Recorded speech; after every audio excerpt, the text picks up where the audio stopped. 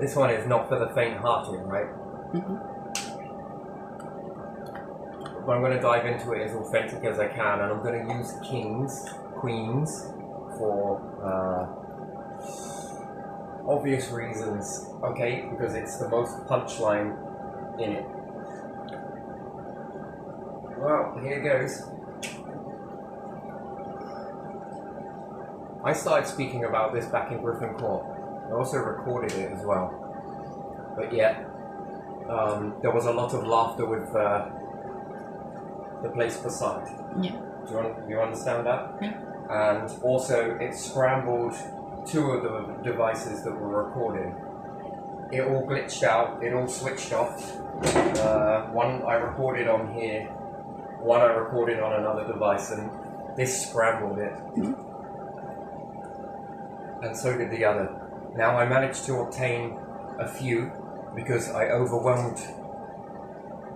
learned very quickly that whatever was scrambling this stuff was targeted and deliberate. Yeah. But yet the more devices I had rolling, they couldn't hit them all. They could only go a few at a time.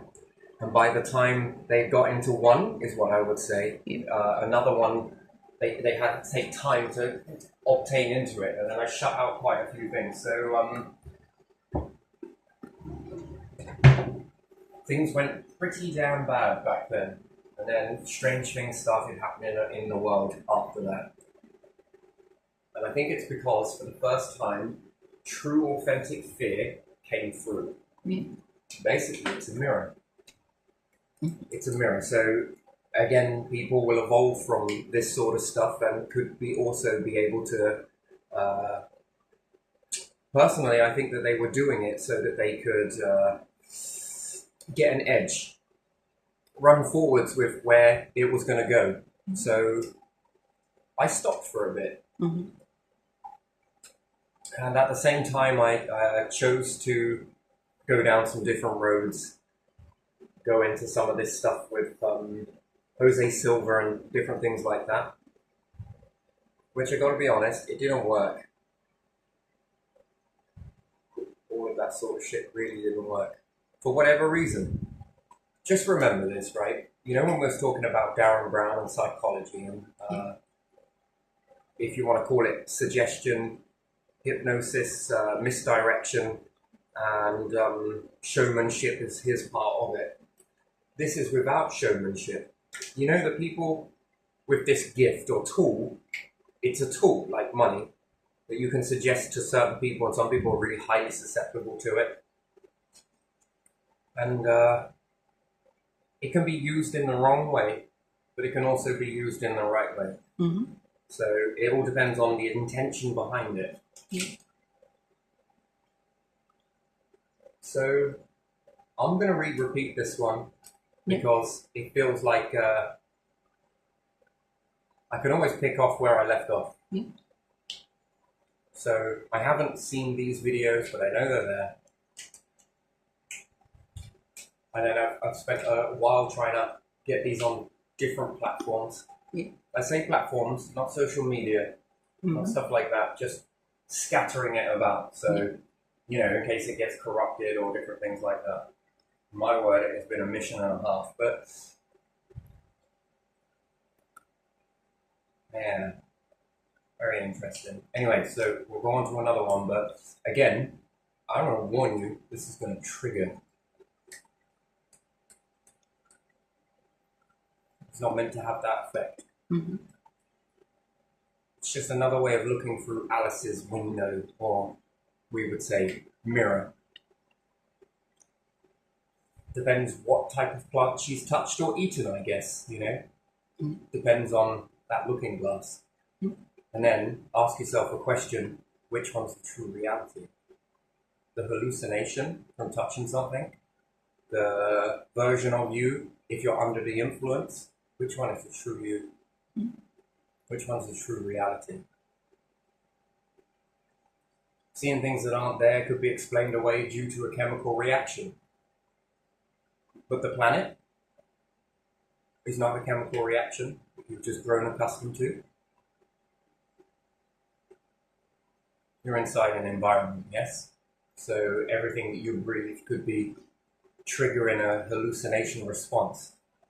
And you wouldn't even notice it until you're removed away from that. And all of those dosing factors. When you eat, all food does something, affects your brain. Think about that. Most people overlook this one. Even the air you breathe, the chemicals that are in your stream. Now they can either help you see something or they can stop you seeing something. You know this with chemicals, but which one's the true chemical? You know, so using certain chemicals to suppress, how do you not know that that isn't a part of the enhancement process, depending on the chemical makeup? Then if you were to take something else and then you begin to see things, how do you know those things are not actually already there? But the brain and the receptors and everything else in the body, the chemical imbalance, is actually balance. You understand that? LSD, mushrooms, never done stuff, but you know, there you are. Certain types of root.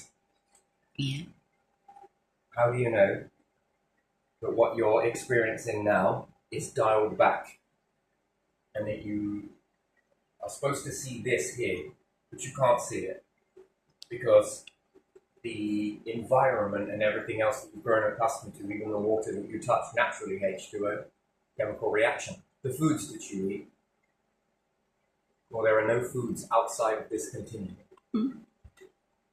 How do you not know that other foods elsewhere will make you see something, feel something? Well, you feel hungry, right? Then when you eat, it suppresses hunger. That is a reaction that does affect your brain. When you feel cold, hot, magnetism, you can't escape it from this biome. So how do you not know those belts are not by design in this in order to remove what you should be able to see? And then what? Because this is normal, we say. And normal is associated with the everyday. But forget about time in the womb. And what about time when you are leaving the planet? Things begin to falter. Begin to reject air. Food. You then begin to reject food. You then begin shutting down. How do you know that? It turns off all of that chemical imbalance that causes you to say that this is reality and this is normal. Because this is what I do every day. This is how I feel every day. But you forget before. You remember after. When these things begin to leave you. And how do you not know that by design, humans, animals, nature, are all affecting one another and didn't realize it? But in order for you to know what that is like, you have to touch death, right?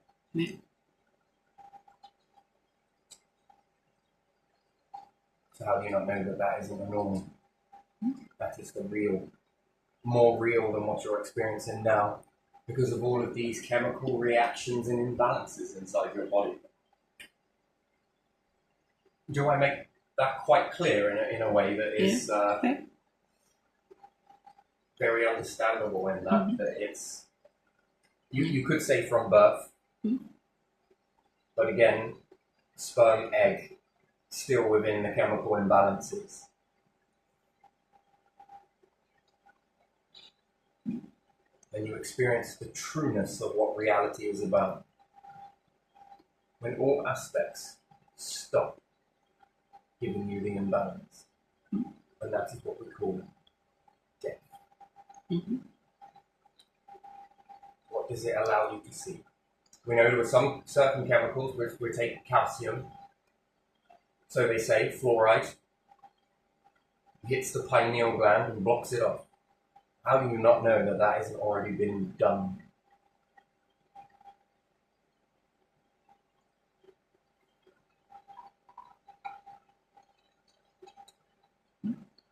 You don't. The universe is like a sponge, Yeah. but a wet sponge. Uh-huh. If you squeeze the sponge a little bit Yeah. and shake your hand, you get these little droplets come out. Mm-hmm. Energy can't be created nor destroyed. Yeah, this is very true. But it didn't mean that you can't be absorbed back into the sponge again. So let's imagine a world where no evaporation process happens. Mm-hmm. The sponge is full, the capacity of the most moisture it can absorb. This is the universe. Now, depending on how the universe shapes itself, whatever, it will alter what type of drops come out. Now, again, it's just a very simplified version. Don't go thinking that the universe is a sponge somehow. And what we're on about is the moisture.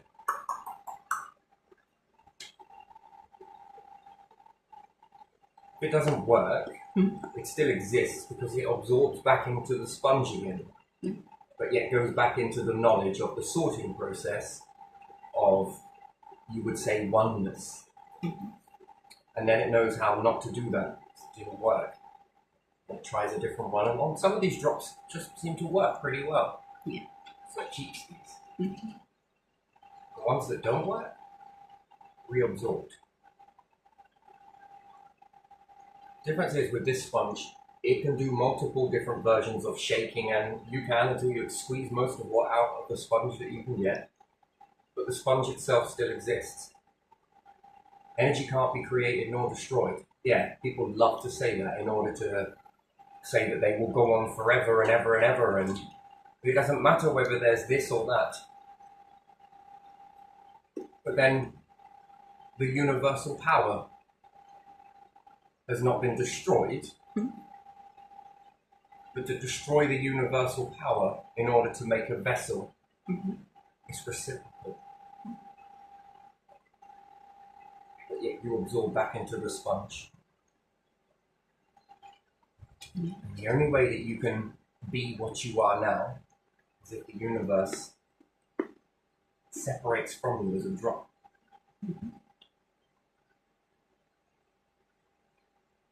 The universe didn't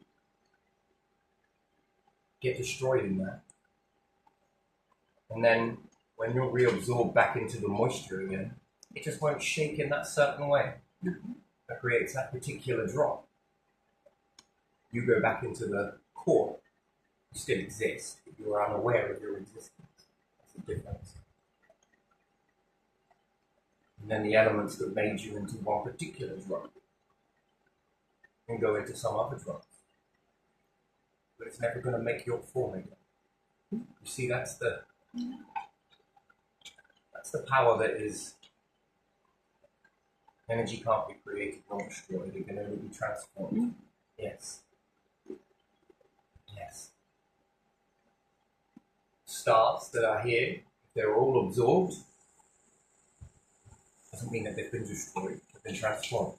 Black holes, transformed, from one to the other. Even if the universe decided to take all of that back and stop that process, it still hasn't been destroyed.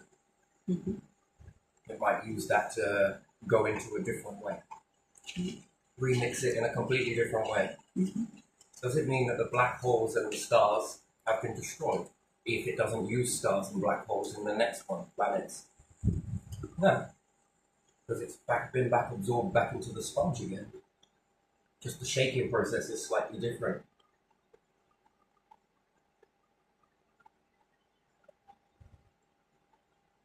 Big difference. When we play superior and inferior, we might do things that make us think, make us matter, does it? I'm always going to be here. I'm always going to be in this form. It will go on no matter what. Here, let's take some money and buy this. Buy what? Using money. Forgive me for my sins. I can assure you that the universe wants money, it can make it.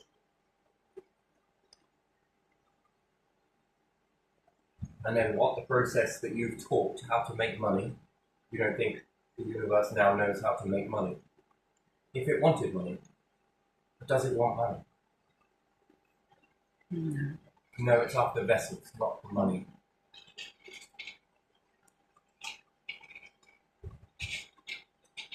And it trusts you with a little bit. Mm. Watch and see, you know. Why? Well, because it's authentic then. If you were guaranteed an outcome, would you ever bother? I don't know.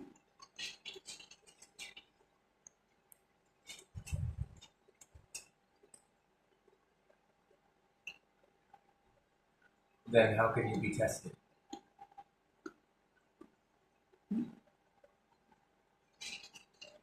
If you were given all the answers, how Yeah. can you ever be tested? You can't. Yeah. But that's weird, isn't it? Mm. Here it's slightly different. You're taught over a longer period of time. Here are all the answers. But is it true that in some exams, some answers are not in there? The tools have been given, but the answers to the questions, there is no question been given to you with the answer in all of that jumble. Mm.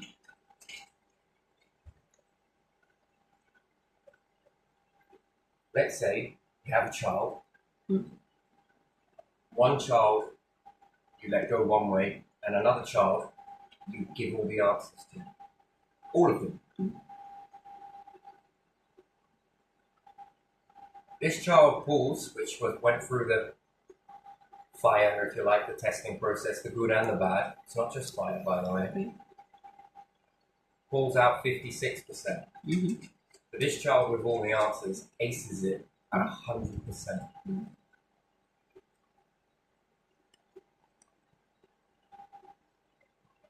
Which one? The one that didn't get the answers. So the one given the answers that pulls out with good grades, does that then mean that that child is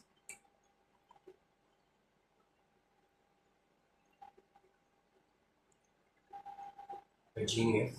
You know, it's just been used as well, hasn't So a it? child that pulls out with 23%. To be fully blindfolded. Mm. What about if there's one child that doesn't get tested anything? No prep. Now we're going to break this into three. One child given the answers, one goes through the stuff and it's sort of the answers are there somewhere, and another that didn't see any of it, was blindfolded the whole way, ears shut down, receptors shut down, and then its awareness came only when the exam was hidden. Now, this child might not be able to write, but we could ask the questions and wait their response.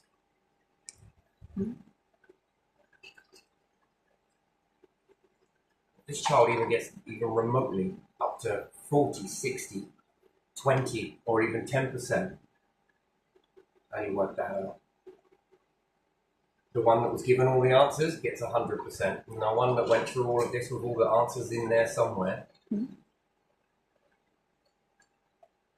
gets 40. Which one's your money on for life? If we were talking in money. Mm-hmm. Do you,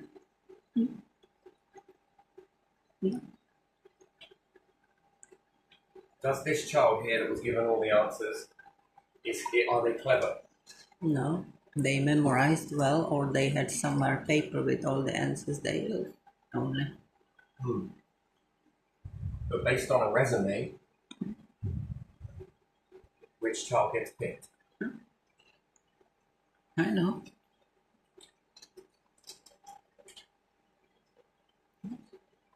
Read a lot of books with a lot of answers in it. Read a lot of this, this, and this. Sure, your ability to retain the knowledge, but then when it comes to anything else, you've always got to be looking out for the answers, right? No improvisation. No solutions. But did you know the one given the answers is just as blindfolded as the one that wasn't?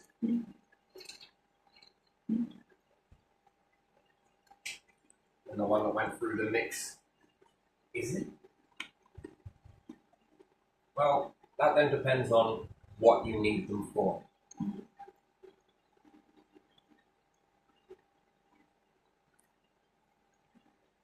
Yeah.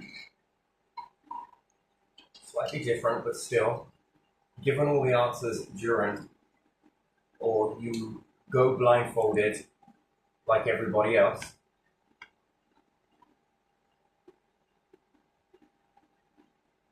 and you still find your way.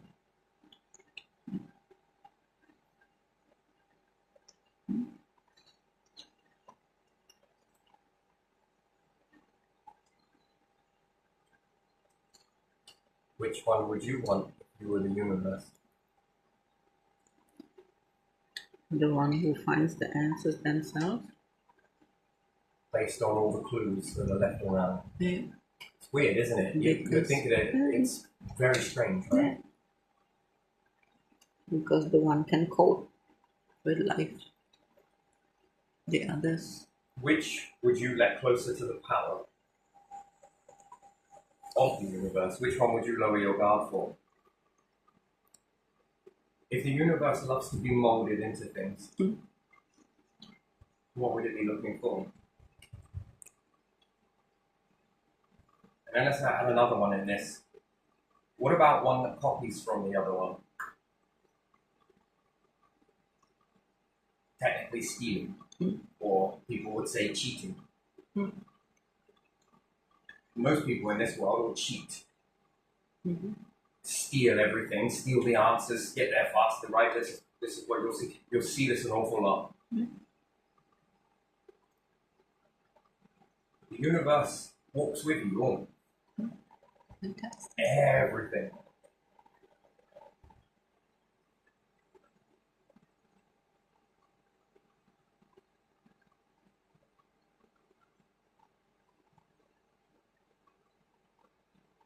You want an imitation? No. In your company, would you want the imitation? No. No, you'd want the real thing, but how do you know what the real thing is? If you're basing it only on... You don't. Do you have a CV? That's why they have all the HR Do you have this? who do not find out anyway, do they?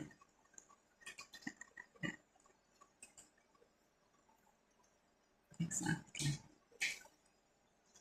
All the pointless HR.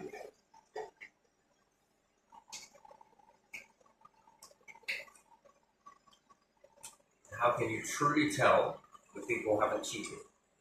You can't. Copied someone else.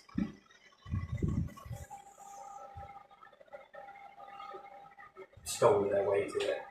Do you understand the difference? Yeah. Everybody thinks there's no consequence.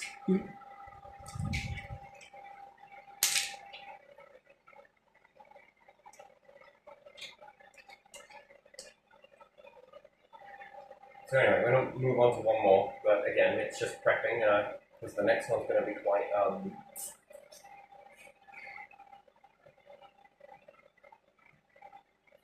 triggering. Alright, let's do them. Yeah, please.